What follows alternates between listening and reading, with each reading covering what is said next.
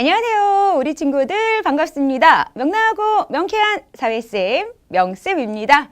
자, 여러분, 우리가 새로운 단원의 이야기를 나누게 되었는데요. 새로운 단원의 제목이 새로운 사회의 변화와 오늘날의 우리라는 겁니다. 오늘날의 우리? 자, 우리 이전에요. 우리 역사 공부했었잖아요. 아주 먼 옛날 선사시대에서부터요. 조선 전기까지의 모습만 우리 역사로 공부를 했어요. 그 뒤 이어지는 이야기가 있겠죠. 맞아요. 조선 후기에서부터요. 바로 오늘날의 우리에 이르기까지의 역사를 이어서 이번 단원을 통해서 알아보도록 할 겁니다. 자, 일단 조선 후기에 새로운 사회를 향한 다양한 움직임이 펼쳐졌어요. 도대체 조선 후기에 나타난 새로운 사회를 위한 움직임엔 어떤 모습이 있을까요? 그리고요, 일제의 침략과 광복을 위한 노력 관련된 이야기도 살펴볼 거고요. 드디어 대한민국, 오늘날의 우리나라 이름이잖아요. 이러한 대한민국 정부가 세워지고 좀 안타깝게 남과 북이 다툰 6.25 전쟁이 일어났던 모습까지 살펴보도록 하겠습니다. 오늘 첫 번째 시간이죠? 맞아요. 조선 후기에 어떤 움직임이 나타났는지 그런 이야기부터 살펴보도록 할게요. 자, 일단 조선 후기라고 하면요. 임진왜란 이후 시기부터를 가리켜요. 근데 임진왜란이 일어나던 시기에 조선에 정치를 한다는 지배층들은요. 붕당이라는 걸 이루어서 정치를 이끌어 나갔어요. 이 붕당이라고 하는 건 뭐 공부를 좀 같이 한 사람들이 정치에 관해서 생각이 같으면 무리를 이루어 놓은 모습이에요. 공부도 같이 했고 정치에 대한 생각이 같다 보니까 같은 무리를 이루어서 정치를 해나갔던 겁니다. 이렇게 해서 만들어진 무리들을 붕당이라고 말을 해요. 근데 이런 붕당이 한 개만 생겼던 게 아니에요. 여러 개의 붕당이 있었던 거죠. 그렇게 각 붕당에 속한 사람들 중에서 나라와 백성을 위한 의견보다요. 시간이 흐르면서 자신들이 속한 붕당의 의견만을 내세우는 사람들이 점차 늘어나게 됩니다. 이 정치라고 하는 게 정말 나라와 백성을 위한 그런 모습이어야 되는데 각 붕당 간에는 이런 것에 대한 의견을 내기보다는 우리 붕당이 잘 되려면 어떤 게 필요하지? 상대 붕당을 공격하려면 어떤 게 필요할까? 이런 거에 더 신경 쓰는 사람들이 많아졌다라고 보시면 돼요. 그러면서 붕당 간의 다툼이 빈번하게 일어납니다. 그러다 보니까 나라가 제대로 운영될 리가 없겠죠. 정치가 혼란스러워지는 그러한 문제가 발생하게 되었다라고 보시면 됩니다. 바로 이런 시기에 조선을 이끌어갔던 두 명의 왕이 영조와 정조입니다. 아니, 지금 정치가 혼란스러워요. 정치가 나라와 백성을 위해서 이루어지지 않고 있어요. 당연히 왕이었던 영조와 정조는 이러한 문제를 뜯어 고치기 위한 개혁 정책을 펼쳐야 되겠죠. 과연 영조와 정조 어떻게 개혁 정치를 펼쳤는지 영조의 개혁 정책부터 보도록 할게요. 자, 영조라는 분은요. 탕평책이라는 새로운 정책을 펼쳤어요. 이 탕평책의 탕평이라는 단어가 오늘날 우리들이 쓰는 단어로 바꾸어 표현하면요. 공평책이라고 보시면 돼요. 공평하게 붕당을 가리지 않고 능력 있는 사람을 나란히를 하는 관리로 뽑았었다. 이렇게 좀 이해하시면 됩니다. 자, 이런 탕평책을 통해서 나라를 바로 세우고요. 왕권도 강화해 나갔어요. 근데 영조는요, 또 이러한 탕평책을 알리기 위해서 이 사진 속에 나와 있는 탕평비라는 비석도 세워두었습니다. 이 비석 비문에 어떠한 내용이 적혀져 있냐면요. 두루 사귀면서 편을 가르지 않는 것이 군자의 공정한 마음이요. 편을 가르고 두루 사귀지 않는 것은 소인의 사사로운 마음이다. 모두가 공정한 마음을 바탕으로 군자된 모습을 지니도록 하여라. 이런 탕평체계의 생각이 담겨져 있다는 거 알 수 있죠. 자, 이렇게 붕당과 상관없이요. 나란히를 할 인재를 골고루 공평하게 뽑아 정치를 하는 모습이 탕평책입니다. 이런 탕평책의 내용이 탕평비에 새겨져 있는 문구를 통해서도 확인되고 있죠.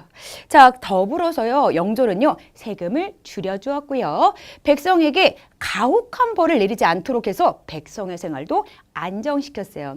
그리고는 많은 책을 편찬해서요. 학문, 제도까지도 바르게 정비하는 그러한 정책을 펼칩니다.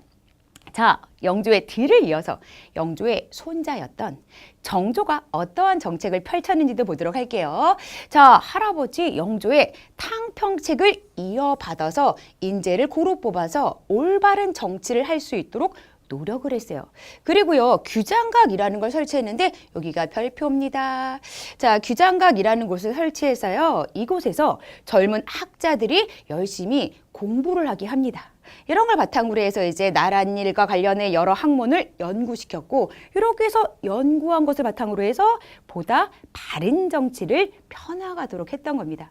그리고요, 백성이 좀 더 자유롭게 경제활동을 할 수 있도록 여러 제도를 고치는 등 사회 발전을 위해 노력했던 분이 정조입니다. 그리고 또 별표가 있어요. 이 정조 때 새로운 과학기술을 이용해서 수원에 화성이라는 신도시를 건설했어요. 이제 계획적으로 세운 도시이기 때문에 계획도시라고도 우리가 말할 수 있어요.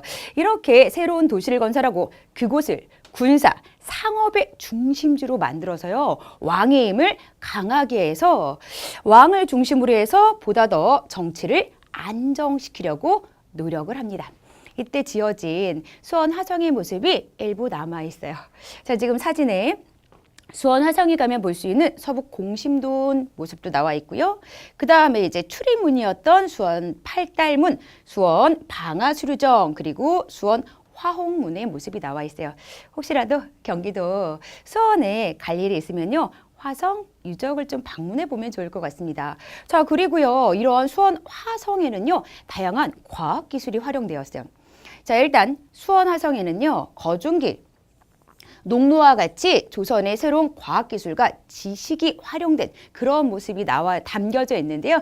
여기 거중기의 모습이 또 그림으로 이렇게 나와 있네요. 이 거중기라고 하는 게 도르래를 이용해서요, 적은 힘으로도 무거운 물체를 번쩍 들어 올릴 수 있도록 도와주었던 기계 장치를 가리켜요. 이 수원 화성이 아주 무거운 돌을 쌓아서 만든 그런 성곽이다 보니까 이 돌을 들어 올릴 일이 되게 많았겠죠. 이때 거중기가 이용된 덕분에 좀 더 적은 힘으로도 수원 화성을 안정적으로 지을 수 있었다라고 합니다. 그리고요, 이때 활용된 설계도와 도구는 일종의 공사보고서라고 할 수 있는 화성 성역 의궤에 자세하게 기록이 되어서 전해오고 있기도 합니다. 이런 수원 화성은요, 건축물의 예술적인 가치 또한 인정받아서 유네스코 세계 문화유산으로 등재되어 있기도 합니다. 이렇게 자랑스러운 문화유산이 정조 때 만들어졌구나. 다시금 정조의 개혁 정책과 수원 화성 연결지어서 정리해 두도록 하세요. 자, 이제 다음 이야기로 넘어가 보도록 할게요. 이제 조선시대 가장 대표적인 학문은 성리학이라는 겁니다. 자, 그런데 이런 성리학이라고 하는 게요, 인간의 심성, 우주의 원리, 이런 걸 연구하는 걸 집중적으로 해요. 그래서 인간의 성의 성이랑 우주의 원리의 리를 합쳐서 성리학이라고 말을 합니다. 근데 이런 성리학이라는 조선을 대표하는 그런 학문이 임진왜란 병자호란 이후에 백성들의 생활이 더욱 어려워졌어요. 이제 현실 문제가 너무나 많이 발생하고 있었음에도 불구하고요, 이러한 현실 문제의 해결 방법을 제시하지 못해요. 그러자 공부를 했던 여러 학자들이 현실 문제에 관심을 갖고 현실 문제를 해결할 수 있는 새로운 학문으로 실학이라는 게 등장하게 됩니다. 자, 조선 후기 새롭게 등장한 학문의 이름이 뭐라고요? 실학. 우리 실학에 대해서 공부를 할 거예요. 기존의 학문이었던 성리학이 현실 문제 해결 방법을 제시하지 못하자 현실 문제에 관심을 갖는 실학이 새롭게 등장했구나. 이렇게 좀 연결하면 돼요. 자, 이런 실학을 연구했던 학자들은요, 백성의 생활을 안정시키고요, 나라의 힘을 기를 수 있는 다양한 방법을 연구했어요. 그러면서 실학자들은 새로운 문물, 현실 문제에 관심을 두고요, 다양한 분야를 연구하면서 사회가 발전하도록 여러 가지 노력을 했습니다. 막 토지 문제에도 관심을 갖고 농사를 짓는 농민들이 토지 한 평을 못 갖고 있는 그런 현실에 대해서 어떻게 하면 농사 짓는 농민들이 자기 땅을 갖고 안정적으로 농사 짓고 살게 할지, 새롭게 상공업이 발전하고 있던 시기에 조금 더 상공업을 발전시키려면 어떠한 방법들이 필요할지 이런 거에 대해서 다양하게 관심을 갖고 연구를 했던 걸 실학이라고 부르는 겁니다. 자, 그러면요, 실학자들이 어떤 주장을 펼쳤는지 주장 보도록 할게요. 자, 일단 실학자들 중에서 농업에 관심을 가졌던 실학자들은요, 토지제도 바꿔야 합니다. 좀 전에 이야기를 했죠. 아니, 농민들이요, 땅 한 평도 가지고 있지 못하는 경우가 있어요. 토지제도 바꿔서 이런 문제 해결하려고 했던 거예요. 그리고 과학적인 농사 기술을 알려서 농민이 잘 사는 사회를 만들려고 노력했어요. 그리고 또 어떠한 실학자들은요, 상업과 공업에 관심을 많이 가진 경우도 있어요. 이러한 실학자들은 청의 앞선 문물을 받아들여서 백성의 삶을 풍요롭게 하는 데 이용하자라는 주장을 합니다. 더불어서 배, 수레와 같은 교통수단들을 많이 이용해서 상공업을 진흥시킵시다. 이런 주장들도 펼쳤어요. 그리고 실학자들은요, 우리나라의 고유한 것을 중요하게 여기는 그런 자세를 취했습니다. 기존의 성리학자들은요, 중국을 좀 앞선 나라라고 우러러보는 자세를 좀 지니다 보니까 우리의 것에 대한 관심보다는 중국의 것에 대한 관심이 더 큰 경우들이 있었어요. 이런 것에 비해서 실학자들은 아니야, 중국의 것이 아니라 우리의 역사, 지리, 언어, 자연 등을 연구하는 또 다른 모습을 보였구나라고 비교해서 정리하시면 좋아요. 자, 이러한 실학자들 중에서 가장 대표적인 분이 정약용이라는 분입니다. 자, 혹시 다산 정약용 들어본 적 없을까요? 자, 이 정약용이라는 사람은요, 천주교를 믿었어요. 근데 조선시대 때 나라에서는 천주교를 박해를 하고 종교로 인정하지 않았어요. 그러다 보니까 이 정약용이 천주교 신자로서 탄압을 받아서 오랜 기간 동안 유배 생활을 하게 됩니다. 자, 그래서 오랜 유배 생활 이런 내용이 나왔어요. 저 어쨌든 유배 생활 중에서도요, 연구를 계속해서 약 500여 권의 많은 책을 남겼어요. 이분이 남긴 여러 권의 책 중에 목민심서가 꽤 유명합니다. 이 목민심서에는요, 지방 관리가 어떤 것을 지켜서 백성들을 좀 잘 돌보아야 되는지 그런 내용이 담겨 있습니다. 더불어서요, 정약용은요, 기술, 경제, 정치, 농업 정말 다양한 분야에서 실제 생활에 도움이 되는 지식과 방법을 찾기 위해 열심히 연구했던 학자예요. 그리고 앞에 수원 화성 지을 때 이용했다라고 우리가 같이 공부했던 거중기 있죠? 그 거중기를 설계한 분이 바로 정약용이라는 학자라는 것도 연결지어서 정리해두면 좋습니다. 자, 이제 다음으로 가서요. 앞에 실학자들은 우리의 것에 대한 관심을 많이 갖고 우리의 지리 분야도 연구했습니다. 라는 거 우리 공부했죠? 그것과 관련지어서 바로 김정호라는 지리학자가 대동여지도라는 여기에 나와 있는 이 지도를 조선 후기에 또 제작을 했어요. 김정호가 만든 대동여 지도는요, 조선시대에 만들어진 우리나라 전체 모습이 담겨져 있는 전도입니다. 이 지도에는요, 우리나라의 산, 강, 길 등이 자세하게 표시되어 있어요. 다양한 정보를 알기 쉽게 기호로 표현해 두기도 했습니다. 그리고 이 조선시대에 제작된 여러 지도들 중에서도요, 가장 정확하고 가장 상세하다라는 평가를 받고 있어요. 자, 이러한 대동여 지도는요, 여러분 여기에 수첩처럼 접히는 형태가 나와 있죠. 맞아요. 쫙 펼쳐두면은 가로 4m. 세로 7m, 엄청나게 커다란 지도가 되지만 이렇게 커다란 지도를 그대로 가지고 다니면 너무 사용이 불편하죠. 그래서요, 수첩처럼 접혀지도록 이런 형태로 제작되었다라고 합니다. 자, 우리 다음으로는요, 조선 후기예요. 일반 백성들이 즐길 수 있는 서민문화라는 게 등장합니다. 조선 전기까지만 해도요, 잘 먹고 잘 사는 양반들이 그림 같은 것도 즐겼고요. 시 같은 것도 즐기는 양반 문화가 주로 발달해 있었어요. 그런데 어떻게 조선 후기에 일반 백성들이 즐기는 서민 문화라는 게 나타났을까요? 일단 서민 문화가 등장한 배경부터 보도록 할게요. 여러분 그림을 잘 해석해 보세요. 지금 쌀이 많이 쌓여 있죠. 농업 생산력이 높아지면서 좀 먹을 게 늘어난 모습이라고 생각하시면 돼요. 자, 게다가 뭐 곡식과 옷감을 주고받는 그런 모습이 그림으로 소개되어 있는데요. 물건과 물건을 주고 받는 식으로 이제 사람들 사이에서요, 여러 가지 경제 활동이 빈번하게 일어나요. 이런 게 이제 상업이 발달했다, 공업이 발달했다, 합쳐서 상공업이 발달했다라고도 말할 수 있어요. 이런 식으로 농업 생산력도 높아졌고요. 상공업도 발달하면서요, 서민들이 경제적으로 여유를 갖게 돼요. 그러다 보니까 뭐 먹고 살지 끼니 걱정은 예전보다 작게 줄어들어요. 경제적으로 여유가 있고 먹고 살 걱정이 줄어들다 보니까 야, 우리도 공연 보러 가자. 야, 우리도 책 한 권 읽자. 이런 여유를 갖게 된 거죠.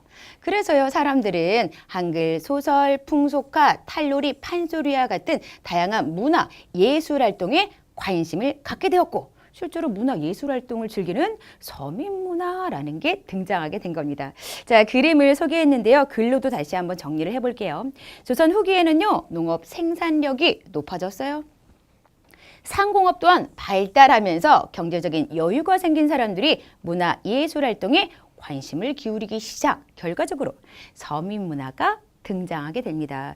좀 더 자세한 서민문화의 모습 보도록 할게요. 이제 소설을 읽는데 한글로 쓰여진 한글 소설을 주로 읽었겠죠? 한글을 익힌 사람들이 늘어났고요. 또 이때 책을 읽어주는 사람들도 생겼어요. 그러면서 한글 소설이 널리 보급되었고, 대표적인 게 홍길동의 이야기를 다루고 있는 홍길동전, 성춘향과 이몽룡의 러브 스토리가 담겨져 있는 춘향전, 그리고 뭐 심청전, 흥부전, 장화, 홍련전 이런 것이 있었습니다. 자, 그리고 풍속화라는 그림을 또 서민들이 많이 즐겼는데요. 이 풍속화라고 하는 것은요, 당시 사람들의 생활 모습을 그대로 담고 있는 그런 그림을 가리켜요. 대표적인 풍속화가가 김홍도, 여기 서당도가 김홍도라는 풍속 화가의 작품입니다. 그리고 신윤복 두 명이 되게 유명한 풍속 화가입니다. 이 두 분을 중심으로 해서 조선 후기 다양한 사람들의 생활 모습을 실감나게 표현하는 풍속화가 유행하게 됩니다. 자, 그리고 이제 탈놀이라고 해서요, 그냥 이름 그대로 탈 쓰고 하는 영국 춤이 유행을 했어요. 주로 장터와 같이 사람들이 많이 모이는 곳에서 공연을 했고요. 이러한 탈놀이는 특히 백성의 생각, 감정을 솔직하게 표현했기 때문에 인기가 많았다고 합니다. 그리고 탈놀이의 주된 내용이 이제 그동안 양반들에게 괴롭힘을 당하던 서민들이 양반들을 좀 익살스럽게 풍자하는 그런 내용을 담곤 했기 때문에 더욱더 인기가 많았다고 합니다. 그리고 또 하나 판소리라는 공연이 있는데요. 이제 판 깔고 소리꾼이 여러 가지 이야기를 하는 그런 공연인데요. 이제 고수가 북을 치면서 장단에 맞춰서 긴 이야기를 노래로 들려주었던 공연이라고 보시면 돼요. 즉흥적으로요, 내용을 뺄 수도 있고 더할 수도 있어요. 그리고 판소리를 구경하는 관객도 함께 참여할 수 있었기 때문에 오늘날 표현으로 하면은 애드립 이런 걸 바탕으로 해서 백성들에게 큰 호응을 얻었다라고 합니다. 자, 이렇게 해서요, 우리 조선 후기에 영조 정조가 어떻게 개혁 정치 펼쳤는지, 그리고 조선 후기에 새롭게 등장한 실학이라는 학문은 어떠한 학문이었는지, 조선 후기의 서민 문화가 어떠한 모습으로 새롭게 유행했는지 쭉 살펴봤습니다. 열심히 공부한 이야기 퀴즈로 되짚어 보도록 할게요. 자, 첫 번째요. 영조 어떤 정책을 펼쳐서 나라를 바로 세우고 왕권을 강화시켰죠? 공평하게 인재 등용했던 탕평책이죠. 두 번째 퀴즈입니다.